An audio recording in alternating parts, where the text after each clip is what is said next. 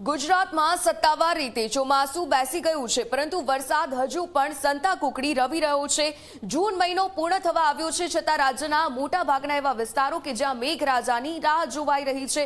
વરસાદના વિલંબથી ખેડૂતોની ચિંતા સતત વધી છે। જોકે હવામાન વિભાગ અને જાણીતા આગાહીકાર અંબાલાલ પટેલે આગામી દિવસોમાં રાજ્યભરમાં સારા વરસાદની આશા વ્યક્ત કરી છે। જોઈએ સમગ્ર વિગતો અમારા આ ખાસ અહેવાલમાં।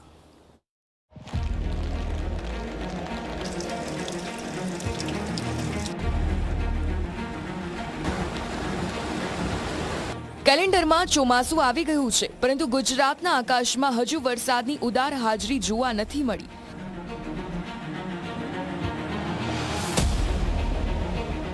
જૂન મહિનો પૂરો થવા આવ્યો છે, છતાં રાજ્યના અનેક વિસ્તારોમાં વરસાદની રાહ જોવાઈ રહી છે। વરસાદ ખેંચાતા ખેડૂતોના ચહેરા પર ચિંતા સ્પષ્ટ દેખાઈ રહી છે। વાવણીની તૈયારી વચ્ચે ધરતીપુત્રોની નજર હવે આકાશ તરફ મંડરાયેલી છે। હવામાન વિભાગના જણાવ્યા પ્રમાણે ચોમાસું હાલ દક્ષિણ ગુજરાતમાં સ્થિર થયું છે। દક્ષિણ ગુજરાતમાં પ્રવેશ બાદ ચોમાસાની ગતિ ધીમી પડી છે।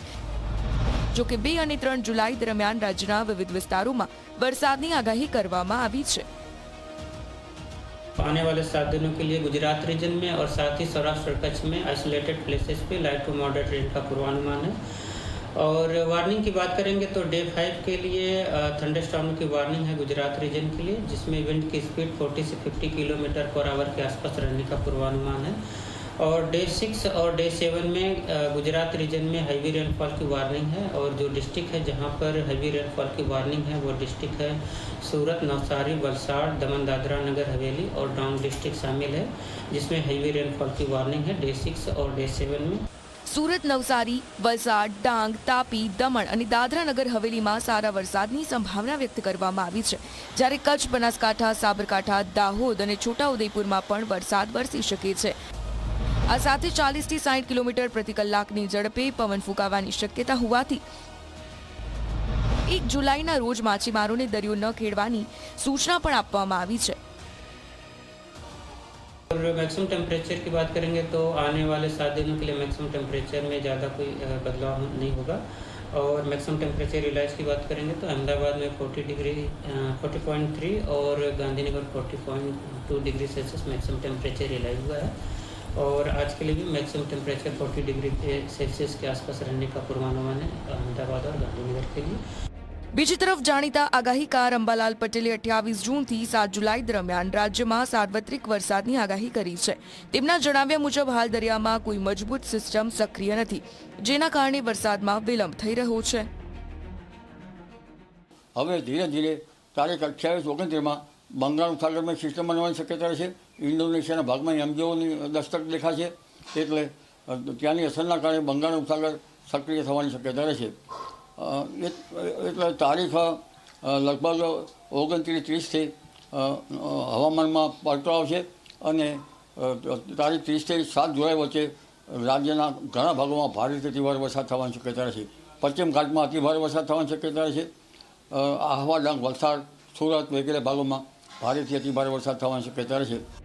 અંબાલાલ પટેલના જણાવ્યા પ્રમાણે 28 અથવા 29 જૂન આસપાસ બંગાળની ખાડીમાં હળવા દબાણનું ક્ષેત્ર સર્જાઈ શકે છે। આ સિસ્ટમ સક્રિય થતાં ગુજરાતના તમામ ઝોનમાં વરસાદનું જોર વધશે। દક્ષિણ ગુજરાતમાં ભારે વરસાદ અને કેટલાક વિસ્તારમાં પૂર જેવી સ્થિતિ સર્જાવાની શક્યતા વ્યક્ત કરવામાં આવી છે, જ્યારે સૌરાષ્ટ્ર, મધ્ય ગુજરાત અને ઉત્તર ગુજરાતમાં પણ સારા વરસાદની આશા વ્યક્ત કરાઈ છે। સૌરાષ્ટ્રના ભાગોમાં પણ કેટલા ભાગમાં ભારે વરસાદ થવાની શક્યતા રહેશે। આ ઉપરાંત ઉત્તર ગુજરાતના ભાગોમાં પણ કેટલાક ભાગોમાં વરસાદ થાય તો કેટલાક ભાગોમાં ભારે વરસાદ થવાની શક્યતા છે। બનાસકાંઠા, મહેસાણા તેમજ સાબરકાંઠા, હિંમતનગર, અરવલ્લીના ભાગોમાં વરસાદ થવાની શક્યતા છે। પૂર્વ ગુજરાતના ભાગોમાં ભારેથી અતિભારે વરસાદ થવાની શક્યતા રહેશે। પંચમહાલના ભાગોમાં ભારેથી અતિભારે વરસાદ થવાની શક્યતા રહેશે। આ ઉપરાંત મહીસાગરના કેટલાક ભાગમાં પણ ભારેથી અતિભારે વરસાદ થવાની શક્યતા રહેશે। મધ્ય ગુજરાતના કેટલાક ભાગોમાં ભારે તો કોઈ ભાગમાં અતિભારે વરસાદ થવાની શક્યતા રહેશે। અને લગભગ અમદાવાદ, ગાંધીનગરના ભાગોમાં પણ વરસાદ થવાની શક્યતા રહેશે। હાલ ભલે મેઘરાજા રાહ જોવડાવી રહ્યા હોય, પરંતુ હવામાન વિભાગ અને આગાહીકારોની આગાહીઓ ખેડૂતો માટે આશાનું કિરણ બની છે। હવે સૌની નજર આગામી થોડા દિવસો પર છે, કારણ કે આ વરસાદ માત્ર ધરતીને જ નહીં પરંતુ ખેડૂતોની આશાઓને પણ જીવંત રાખવાનો છે।